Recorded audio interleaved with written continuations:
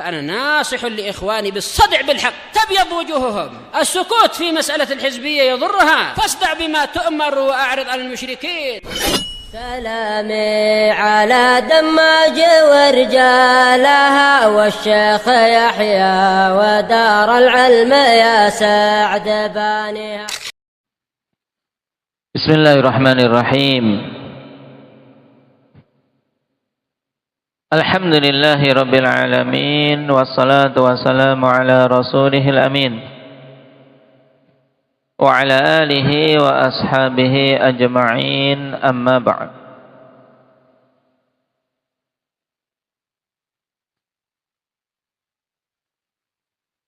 من حفظ الحديثين وأكثر فليقرأ.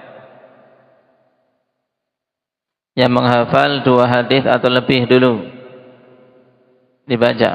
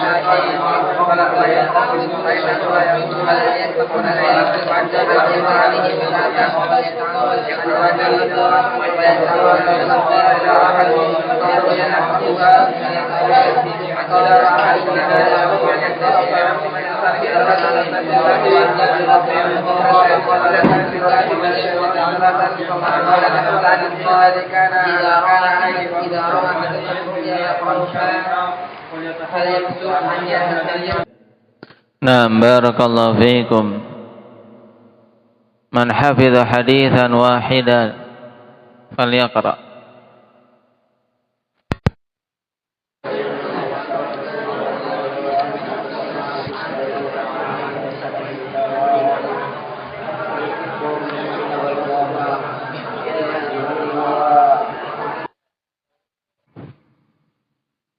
Baik, barakallahu fiikum. Pertemuan yang lalu kita mengambil tentang bimbingan Nabi sallallahu alaihi wasallam terkait mimpi, di mana mimpi secara umum terbagi menjadi 3 jenis. Apa saja itu, Mujahid?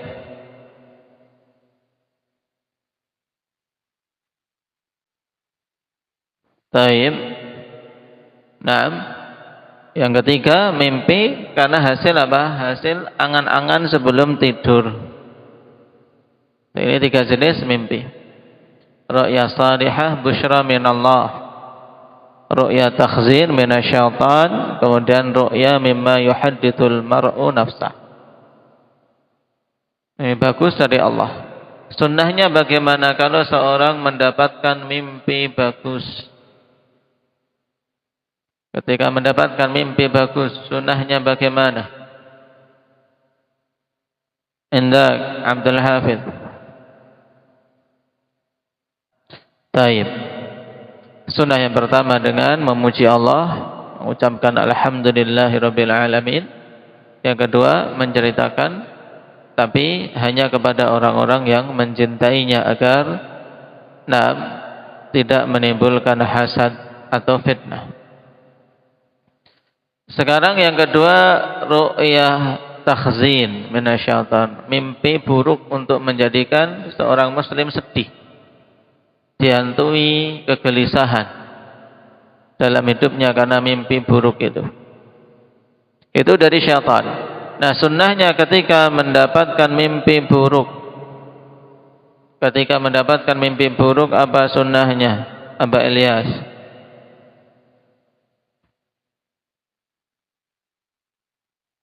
Yang pertama, memohon pertolongan kepada Allah dari keburukan mimpi tersebut. Baik. Berapa kali? Berarti contohnya bagaimana memohon perlindungan kepada Allah dari keburukan mimpi tersebut? A'udzu billahi min, itu nanti.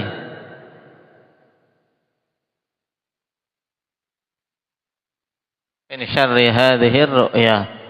Nah, baik. Ya, jadi sunnah yang pertama, memohon perlindungan kepada Allah dari keburukan mimpi itu. Kan?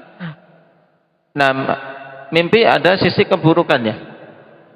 Minta perlindungan kepada Allah dari keburukan mimpi itu dengan mengucapkan a'udzu billahi min syarri hadhihi ru'ya. Aku minta perlindungan kepada Allah dari keburukan mimpi ini. Ini ada batasan jumlahnya enggak? Tidak ada, cuma sekali saja. Baik. Baru kemudian yang kedua,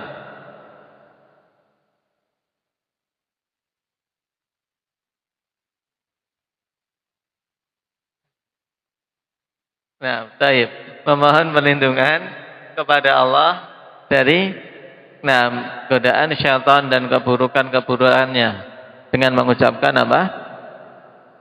A'udzu billahi minasyaitonir rajim. Baru ini yang ada 3 kalinya, ya. Setelah mengucapkan tadi a'udzu billahi minasyarri hadhihi ru'ya, kemudian mengucapkan a'udzu billahi minasyaitonir rajim. A'udzu billahi minasyaitonir rajim. A'udzu billahi minasyaitonir rajim. Sunnah yang ketiga. Abah Sufana,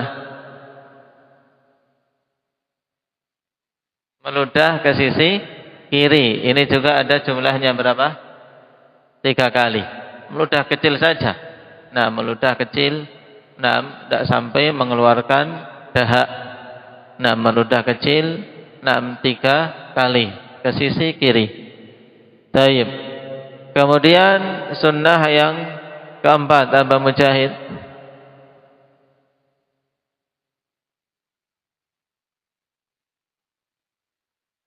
Apa?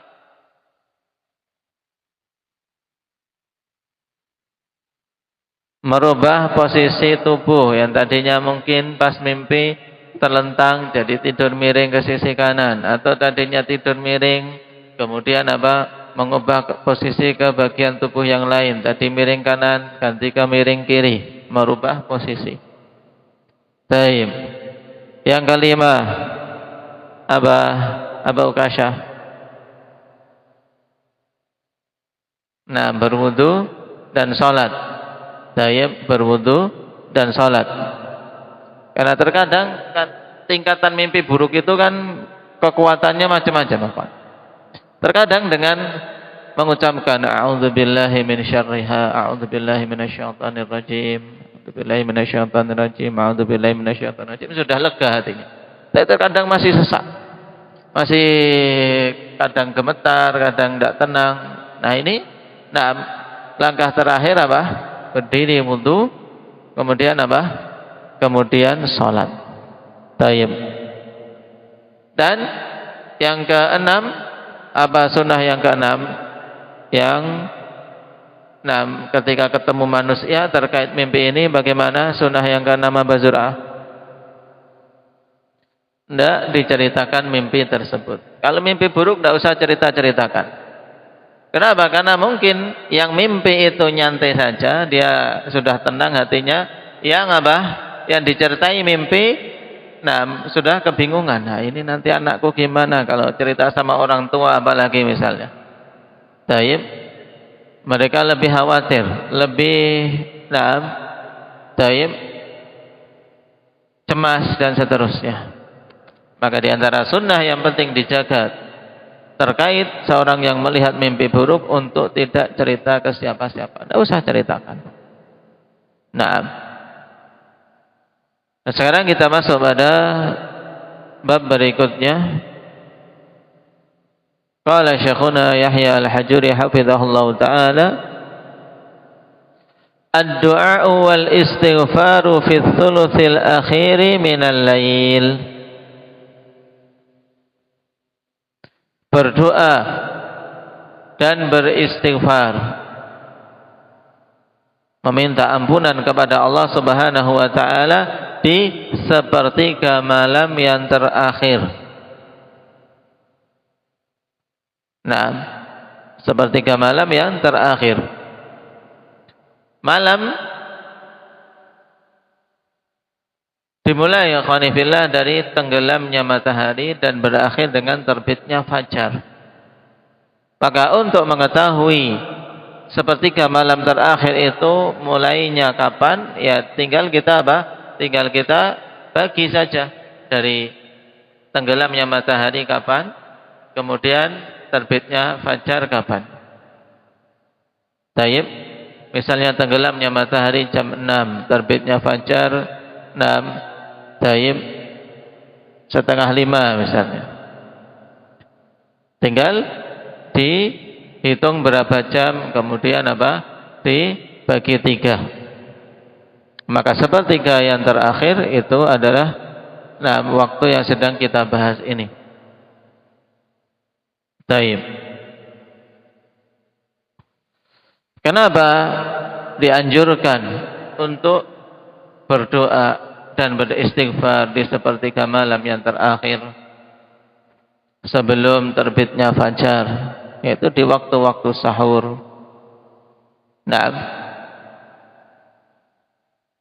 Dikarenakan waktu tersebut waktu yang mustajabah. Perhatikan hadis yang dibawakan di sini pada nomor ke-101.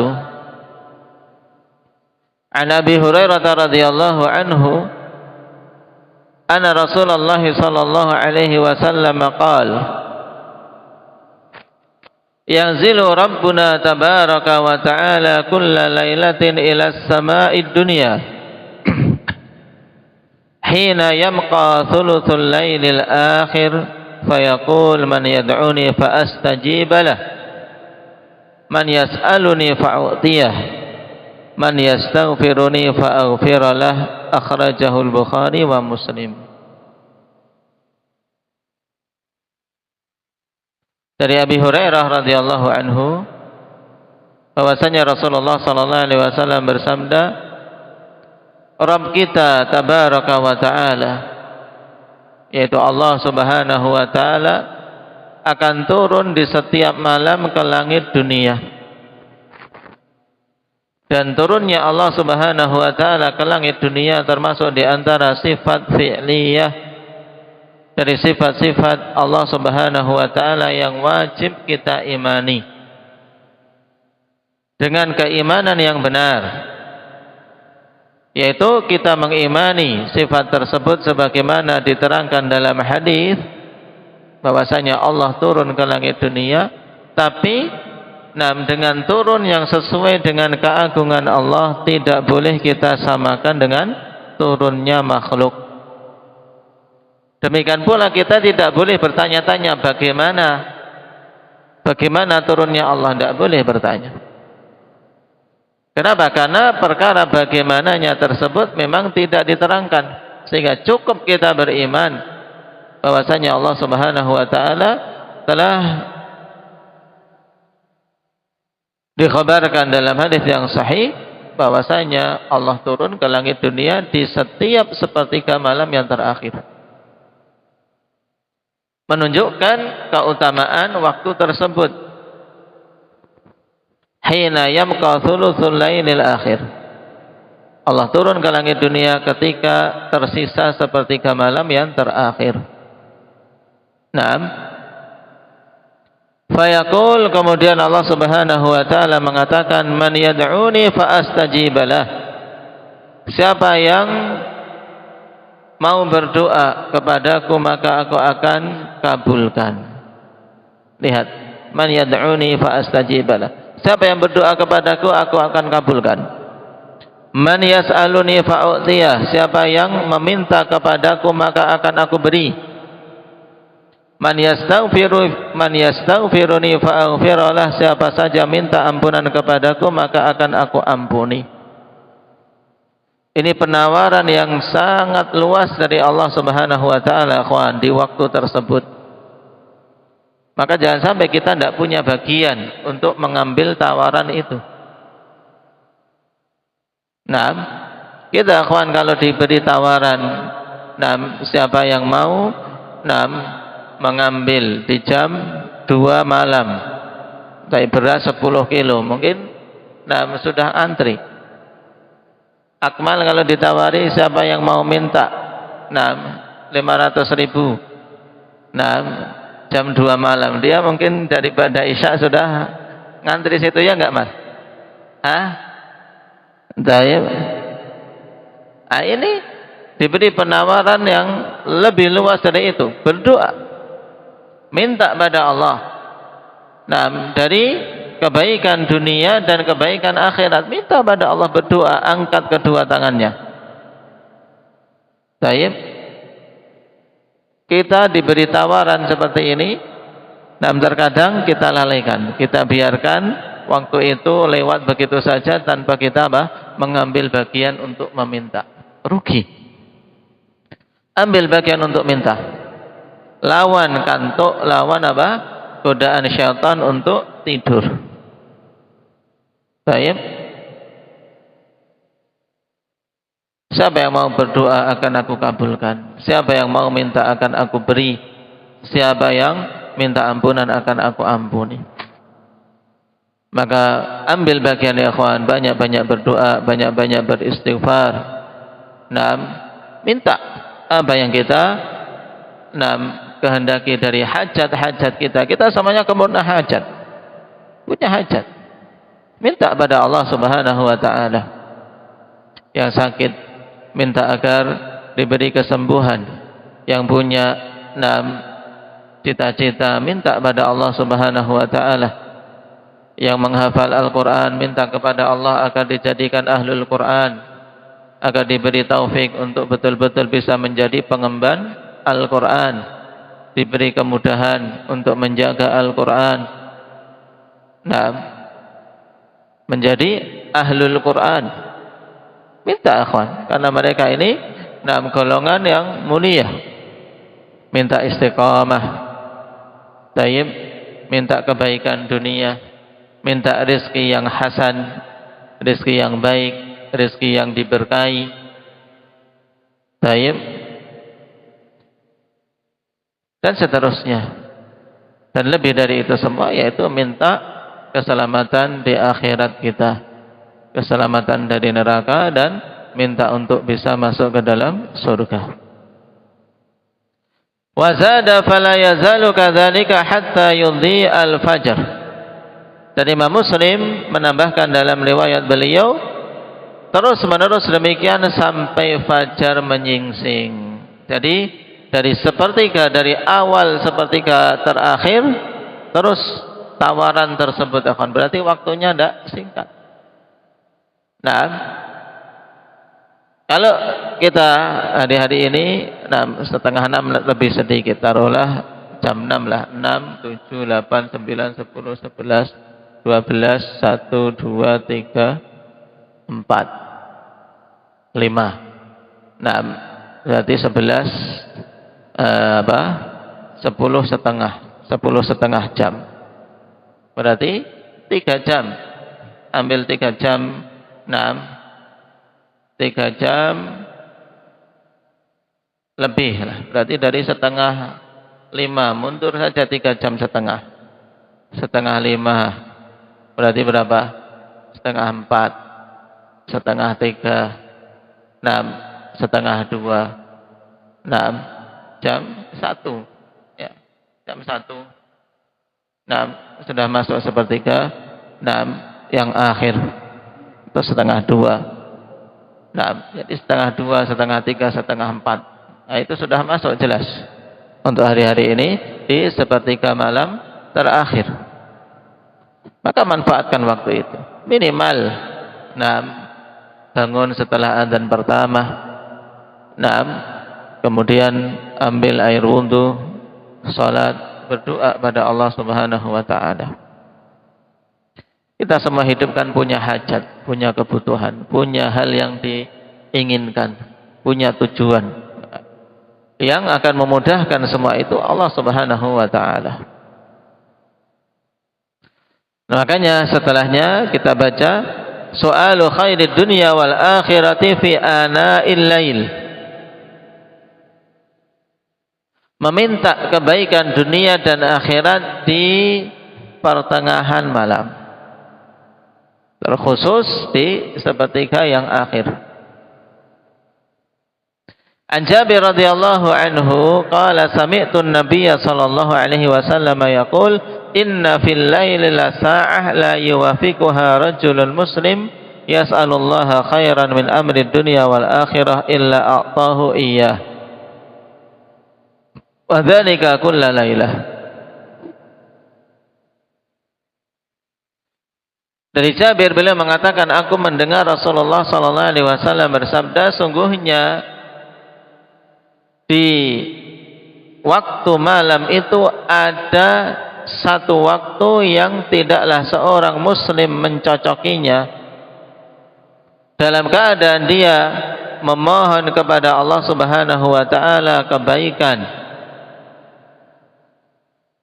baik itu kebaikan dari perkara dunia maupun akhirat, kecuali Allah akan berikan. Ini ada waktu. Dan telah datang riwayat yang banyak akhwan, itu di sepertiga malam yang akhir. Kemudian sebagian riwayat mulai dari nisful lailil akhir, setengah malam yang akhir. Berarti jelas ketika seorang mengambil sepertiga malam yang akhir sudah jelas masuk. Maka jangan sampai seorang luput dari meminta kebaikan dari perkara dunia dan akhirat. Kalau seorang saking banyaknya hajah, kebutuhan dia ingin memerinci satu persatu terlalu lama. Bahkan mungkin ada yang tercecer. Maka di sana ada doa yang diajarkan oleh Nabi yang lafadznya mencakup. Kenapa? Karena berdoa ikhwan penting untuk seorang memilih doa yang ringkas tapi maknanya luas, dan itu bimbingan Nabi. Karena Rasulullah sallallahu alaihi wasallam yastahibbu jawami'ad du'a. Wa yad'u ma siwa dzalik. Adalah dulu Rasulullah sallallahu alaihi wasallam menyukai jawami'ad du'a. Yaitu doa yang mencakup, doa yang ringkas tapi lafadznya luas, mencakup banyak hal. Kalau dirinci tidak akan cukup. Mungkin semalaman kita minta dirinci satu persatu yang kita minta itu. Tapi dengan lafadz tersebut sudah tercakup.